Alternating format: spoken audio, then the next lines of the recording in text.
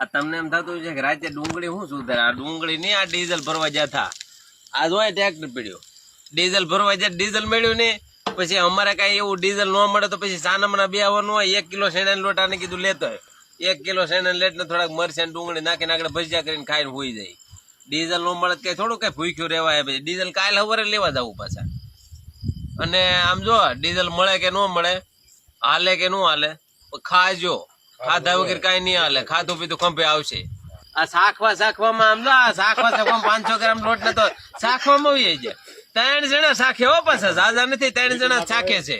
તમને એમ થતું છે કે આ શું કરતા છે વાડીએ બધા? આવું કરીએ અમે તો. ટ્રેક્ટર બંધ કરીને કે બંધ કરો બધું, નથી કે આખું કઈ ડીઝલ વગર નું કઈ હાલે કઈ કરવાનું બધું.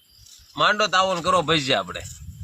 અને આ વાડી ની મોજ તો પછી અહીંયા જ આવે. હા, એ તમારે વેમ હોય કે તમે ઢાબે જઈને ખાઈ આવો ને હોટલું માં ખાઈ આવો ને, એ આની જેવી તો મજા જ ન હોય. એમ જવો તમે.